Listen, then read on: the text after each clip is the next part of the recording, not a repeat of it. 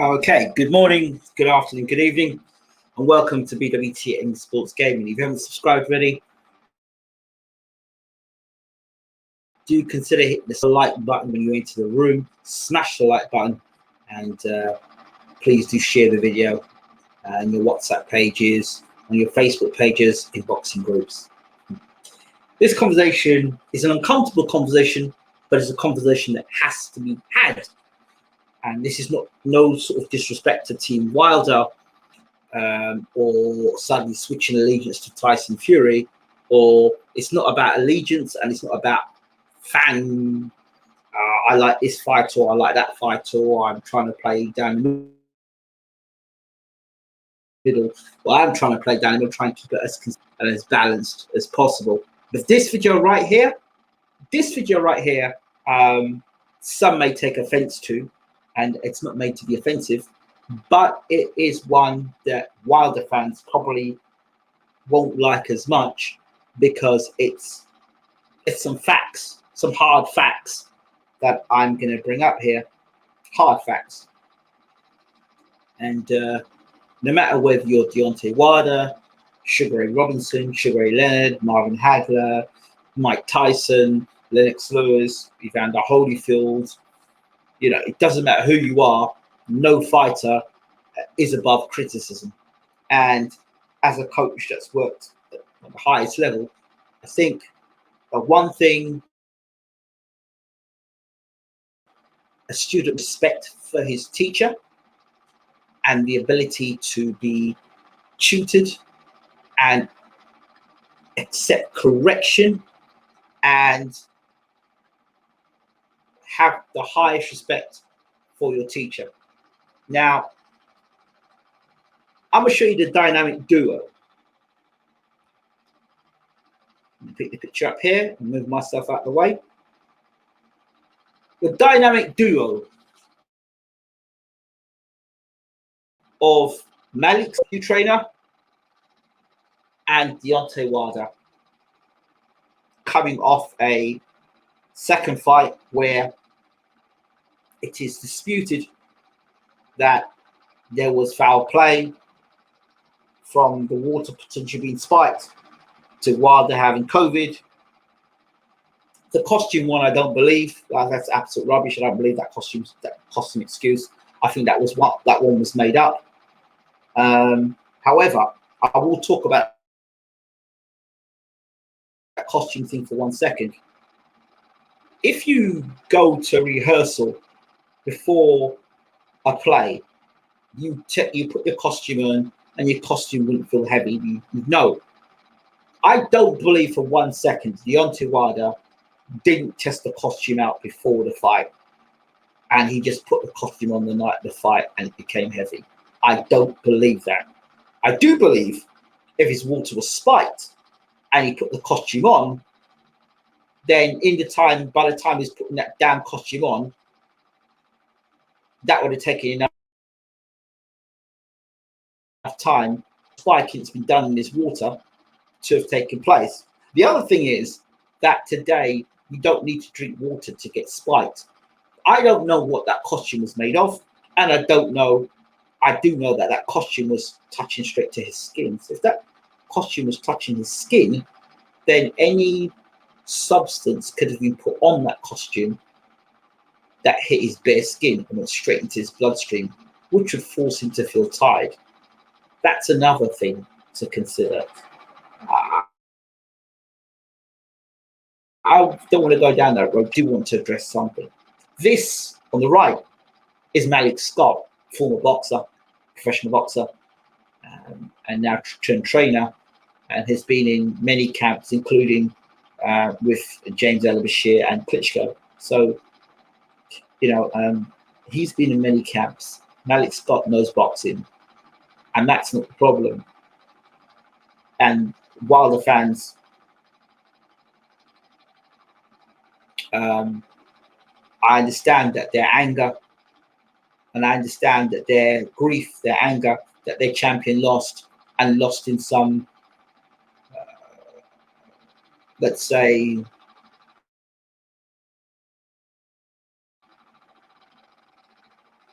tactics used in the fight to allow Fury to win. I'm talking from perspective of Wilder fans here now, so bear with me.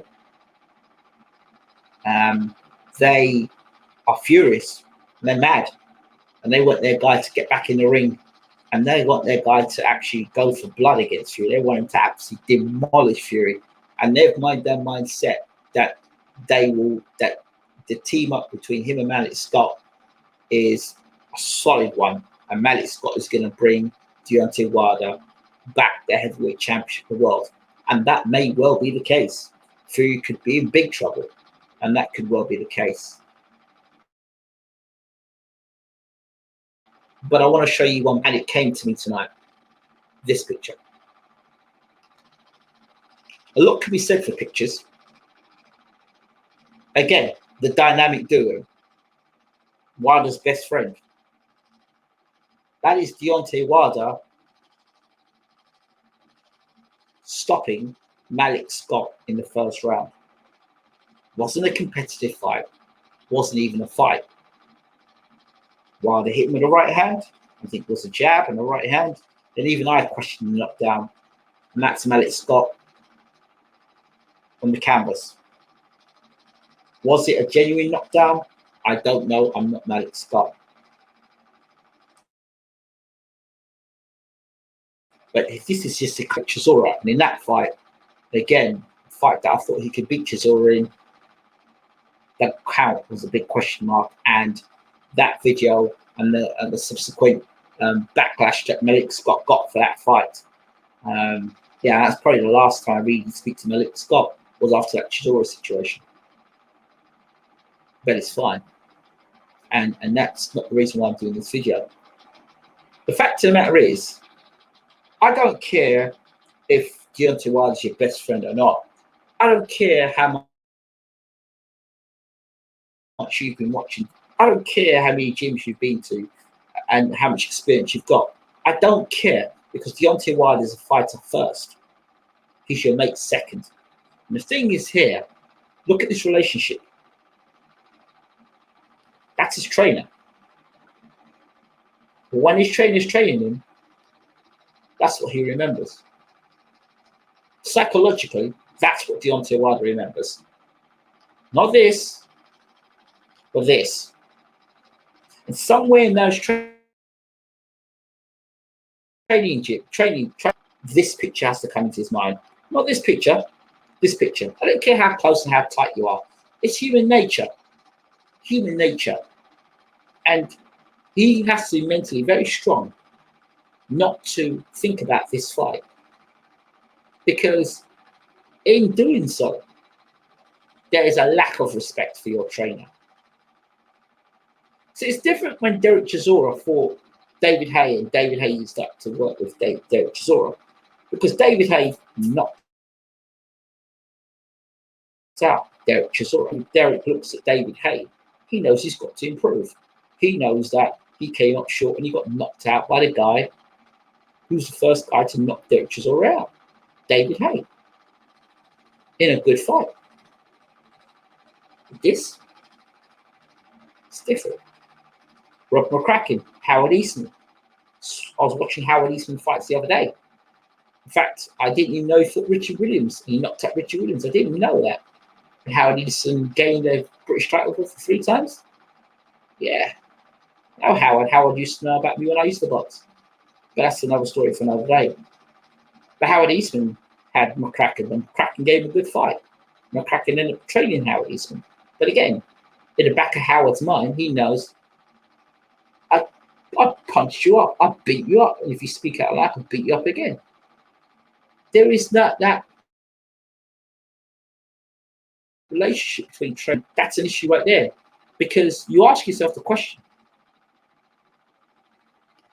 in this relationship, is Malik Scott training Deontay Wilder, or is Deontay Wilder telling Malik Scott what to do? Is Deontay Wilder the king in the ring and out the ring? Is Deontay Wilder the trainer as well? It's happened in boxing that fighters think they know it all, and they pick trainers that they feel that they have some control over, and that's how they have them. really referred to as yes men. Is Malik Scott a yes man? I mean, it's a high profile fight for Deontay Wilder. It's a high profile fight for Malik Scott. Malik Scott gets his face no longer just in the window to bring Deontay Wilder the holy grail of boxing, the WBC heavyweight championship of the world. So it's a great opportunity for Malik Scott. Malik Scott can say after the fight, we tried, but Tyson Fury's just a better fighter. And what more can they say? But Deontay Wilder's got no relationship like this with someone like a James Bashir, a Derek James, who's a heavyweight himself, who knows how to train heavyweight boxers. He's been a heavyweight himself. Stacey McKinley, Ronnie Shields, Buddy McGirt, even Freddie Roach. There's no connection between trainer and fighter. The fighter didn't beat up the trainer. He didn't knock him out. Or this wasn't an arrangement between two guys. You understand? And this is something here that is a concern for me. Because how can you potentially give your all to a guy you punched up? At some point in time when you're tired, at some point in time when it's not working for you, it's you go back to this. Punched you up anyway, so that mentality is there. That's ingrained in Deontay Wilder. And any fighter that punches up their trainer, disrespect is there. It's there. You understand? So you can't take in new information. I take in a situation with Derek Chisora when he was with Don Charles. Disrespectful. You understand? It got to a point where Derek Chisora's fighting with his trainer. That's an example. Chris Eubank Jr. in the corner, and his trainers talking to him. Established, well-rounded, good experienced trainers telling him to shut up in the corner. Why there's not just a single case of this? And then it's how your whole camp is set up, from your sparring to how you're eating, to how much time you're spending in the gym, to how much time you're spending with your wife, or your girl, your partner. These things are important. You built your own gym, so you're at home. Creature comforts. You're at home.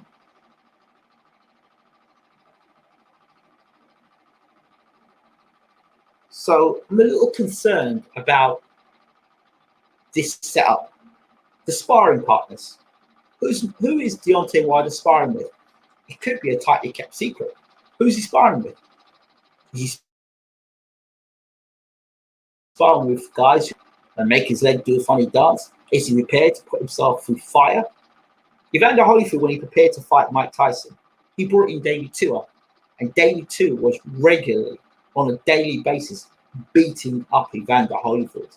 But Holyfield said, I need to get my mind prepared for war against Mike Tyson. Is Deontay Wilder prepared to go to that depth? Yes, he feels that he's been wrongly treated. But anger can motivate you for so long. But if that's the only motivating reason, and then you've got a cheerleader in the corner. We've seen cheerleaders before. One high-profile cheerleader was Pepe Correa. If you can't remember Pepe Correa, he's British and he's bad. That was Pepe Correa. That was Lennox Lewis's trainer, who cheerleaded him on to the fight following McCall, and then got Lennox brutally knocked out inside 2 rounds. In stepped in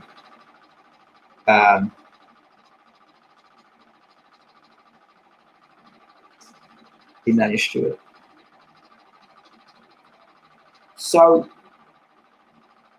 whilst it's good to be balanced, while the fans probably want to hear this, what they want to hear is that Malik Scott's on board, and Malik Scott is going to make Wilder win the heavyweight championship of the world because he knows what he's doing. He may have the know-how, He may have the skills, but does he have the respect of Deontay Wilder? I don't know if anyone's asked him that question. Please do ask him. Do you respect your trainer? How can you respect a trainer you duffed up in a round? Or you had a or you had some sort of mutual agreement that he would fall over?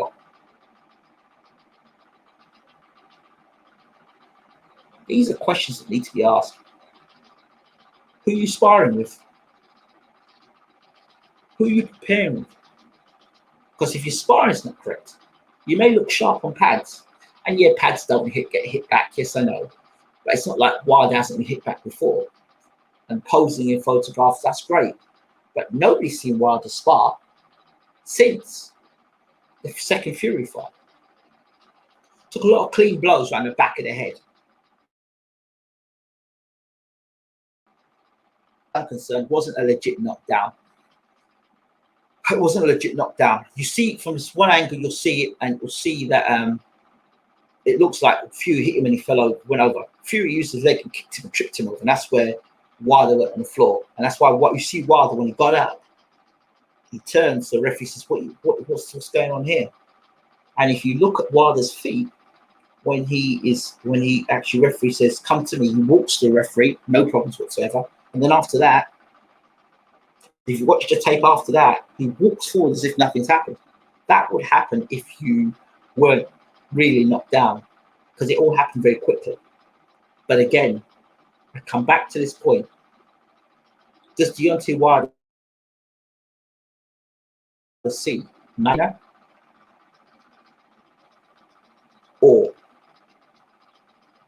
is Deontay Wilder's trainer Malik Scott, the bad boy, the assistant? Because in one way or another, Malik Scott assisted Deontay Wilder to get a win on his record. However way you look at it. Again, this is not knocking Malik Scott or the integrity of Malik Scott, but psychologically, how do you go over this? This is 2 years you training this guy.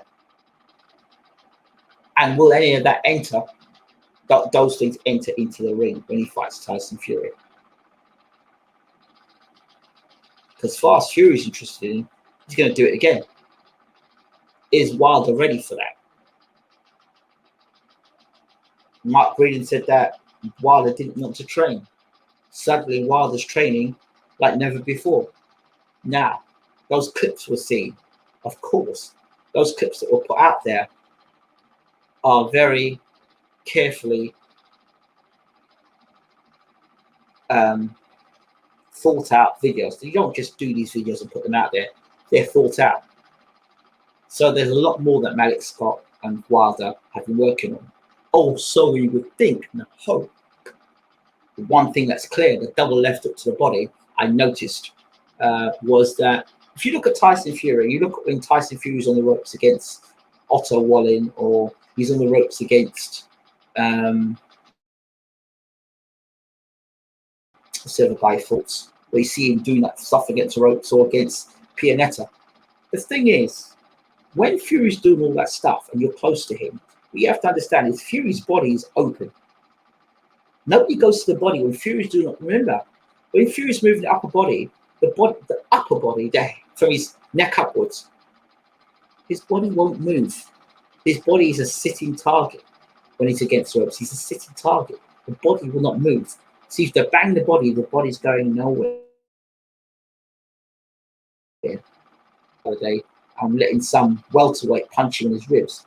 That's fine. Why don't you let Deontay Wilder do it? Or let F.A. Jaguar punch you in your ribs? I want to see how much you volunteer to let a genuine, natural heavyweight that can punch bang in your ribs. See now, again, mainstream media and the boxing guys with one eye will say Tyson Fury's training great. Let Deontay Wilder do the same thing. And of course, they'll say, look at Wilder's training. Look at Wilder's training. He's training with a welterweight. Tyson Fury can do what he wants. Deontay Wilder can't. So, Wilder fans, open your eyes. Remember, in the back of all of our minds, Malik Scott was like Deontay Wilder, cleaned up and around. He's now the trainer of Deontay Wilder. How they can have such a partnership that's so strong. Is Wilder mimicking Scott, or is Scott mimicking Wilder?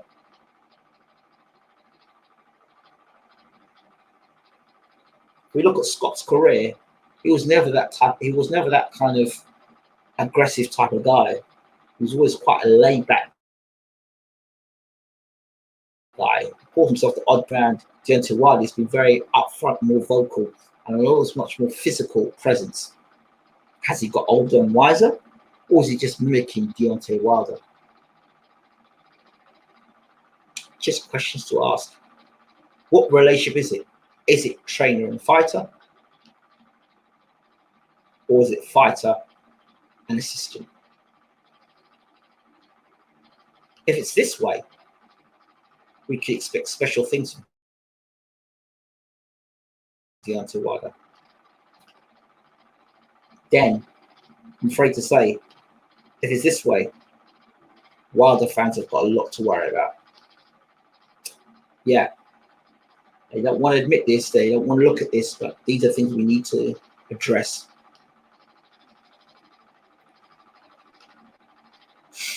Not questioning your wisdom here, Ingram, but a good sign I saw in Wilder Fury 3 stadium was Wilder only stopping when Malik Scott touched his back to end it. Yeah, well, Malik Scott and Deontay Wilder could have talked about it beforehand. And while you're on the subject of that conversation of that press conference, there is another set of bogus lies that are going out by the lamestream media that Deontay Wilder didn't talk to the third fight because he was he's mentally lost. He's not there. He's not all there. He's broken. That's garbage. It's big lot of rubbish, nonsense. Because in the second fight, Wilder did not want to talk to Fury. In the second fight, he didn't want to talk to Fury. So I don't know where this rubbish has come from. Well, he's mentally broken. That's why he doesn't want to talk to Fury. It's crap. It doesn't make sense. Because if that was the case, why did Wilder not want to fight Fury in the second? Talk to Fury in the second fight. Fury admitted that Wilder didn't want to talk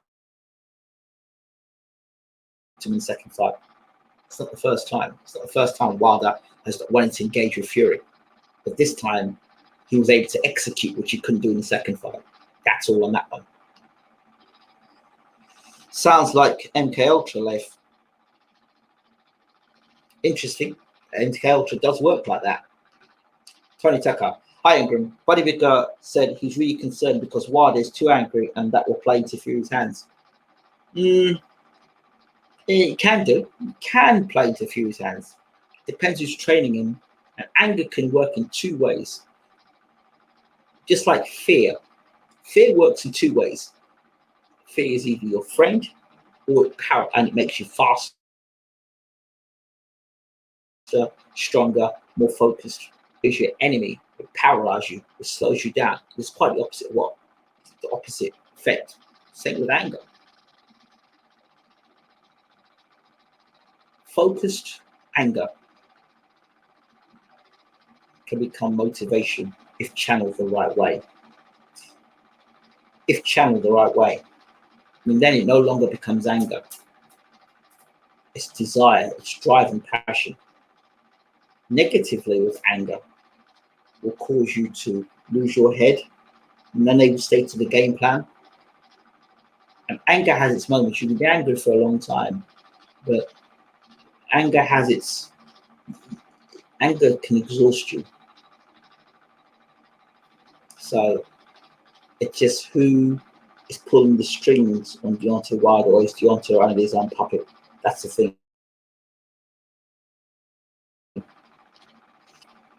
How often did Deontay Wilder have Fury on the ropes? He needs to get Fury on the ropes. I don't know, but he needs to. When he does get on the ropes, double the left hook to the body. I don't fully disagree with points you make. Can I just say, I just believe Fury has the better of Wilder. That I'm not sure of.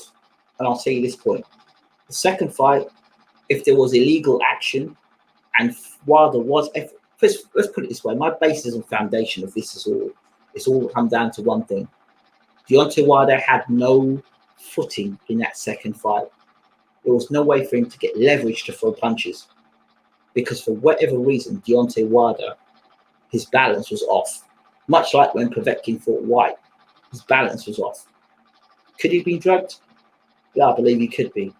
In fact, I'm sure he was spiked because nowhere in Deontay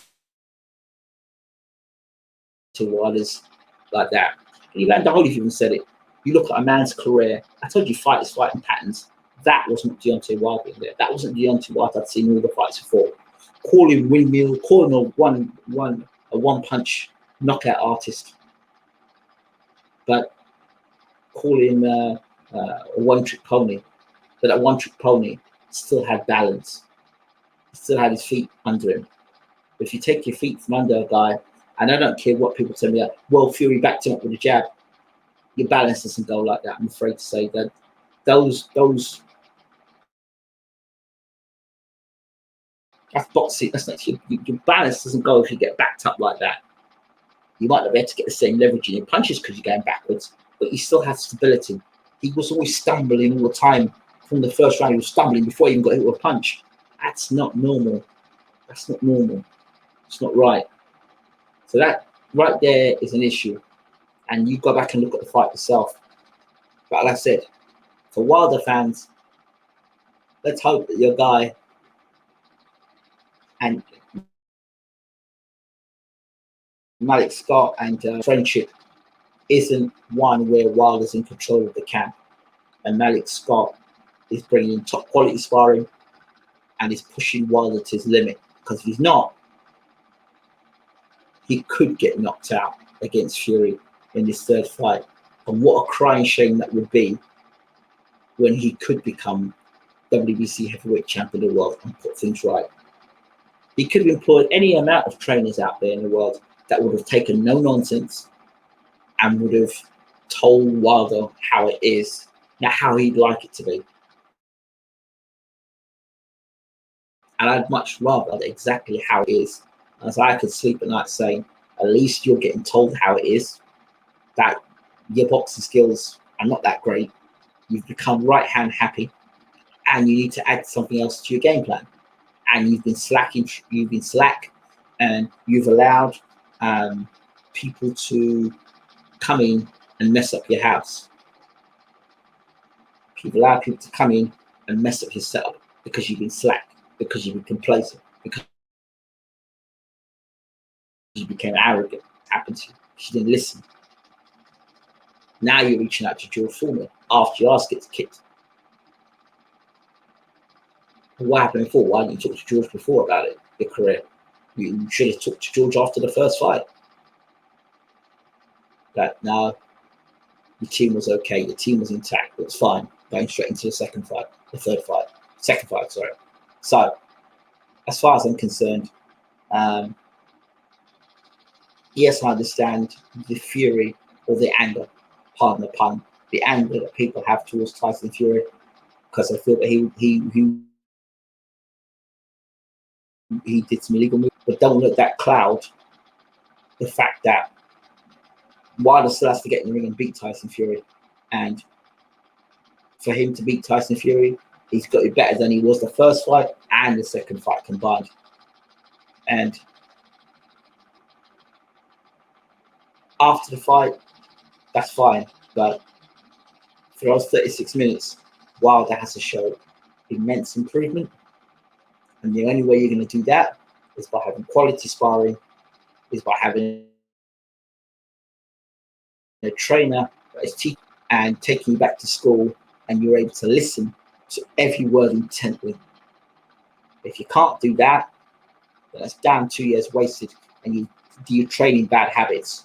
So if you disrespect your trainer in the sense that he's a patsy, really. We've seen other trainers in other training camps, no names being mentioned, but the fighter's got no respect for the trainer. No respect whatsoever. Mocking the trainer and taking a piss at the trainer. That don't work. Knocked out afterwards because the fighter had no respect for the trainer. So then you spend half the time taking a piss at your trainer and you're laughing at the trainer, while he's training you. How the hell can you buckle down and do any serious work? And then you get knocked out. So I hope that Wilder has got it together, because if he hasn't, I'm afraid to say, like I said, it could be a very painful night for Wilder fans.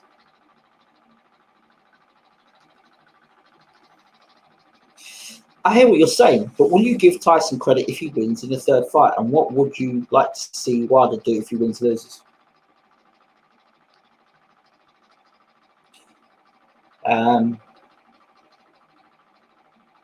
You must be new to the channel, and I understand that. And thank you for coming on the channel. For the last 10 years of BWTM sports, I've made it very clear that if a fighter wins a fight,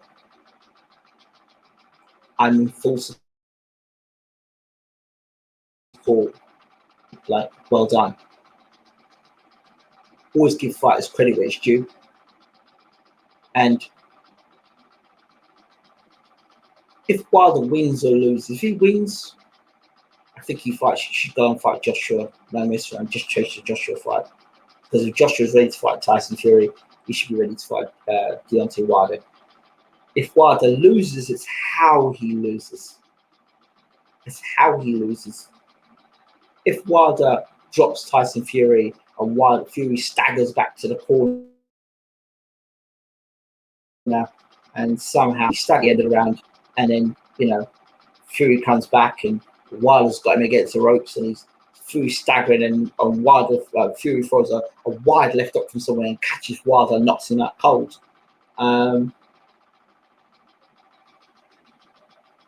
That's very different to if Tyson Fury gets in there, backs Wilder up with a jab, boxes him exactly the same way.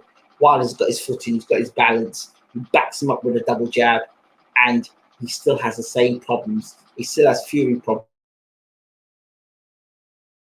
from the first fight. If that happens, then I think people can say that Wilder is his own worst enemy, and he don't listen, and he's untrainable, and that's where you would have to start agreeing with what Mark Breland was saying. But if Wilder goes out there and puts in a masterclass, then maybe it's just related between Mark Breland and Deontay Wilder. I don't know. So I'm just throwing things out there for people to think about. Let me know what you think in the comment section. How can a fight? My question is, how can a fighter have respect for a trainer he's bashed up and around? And what effect does that have on a fighter when he's training with a guy that's telling him, right, I want 100 press-ups from you? And you look like, I'll bust you up. What do you? I'm paying you money. I'm your boss. I'm your boss. You understand? There's no fear because he's your mate. He's your mate. But someone like a Bashir ain't gonna take no nonsense. They're gonna take no BS. I'll bring Bashir, so I'll bring the sparring in. I'll set this camp up. No, you're not going to be living in your house for this fight. No, we're going to go to camp. I want you to go. I'm going to go up to Big Bear Mountain. You know what I mean? We're going to go up there. I'm setting the camp up. You're not staying home building a gym for Tyson Fury. We're going away. We're going to train you. We're going to take all that anger out of you. You just focus solely on the fight. I don't want to hear you on social media. I don't see you doing interviews. Solely on the fight. So different trainers do different things. So something to think about. I'm new to the channel. I'm enjoying. I just thought I'd contribute with the devil's advocate question that I asked myself. Oh, sure. Oh, there's your question right there. I think I answered that question for you the best that I can at this time. My question to you, sir, the real Jim Select Shady, question I'm going to ask you is, how can a fighter, let's put it this way, I don't think if I'd punched at my trainer around, or I'd agreed to punch at my trainer in a round, that I could ever then sit back and be trained by that trainer. Couldn't do it. Couldn't do it. Listen, mate, we're good friends and everything, but it's conflict of interest here. It's conflict of interest. So again, this is not something that Wilder fans want to hear, but it's something they need to address and see. They don't want that reality of Tyson Fury knocking Wilder out in a couple of rounds like he's some Nostradamus. The Gypsy King strikes again. So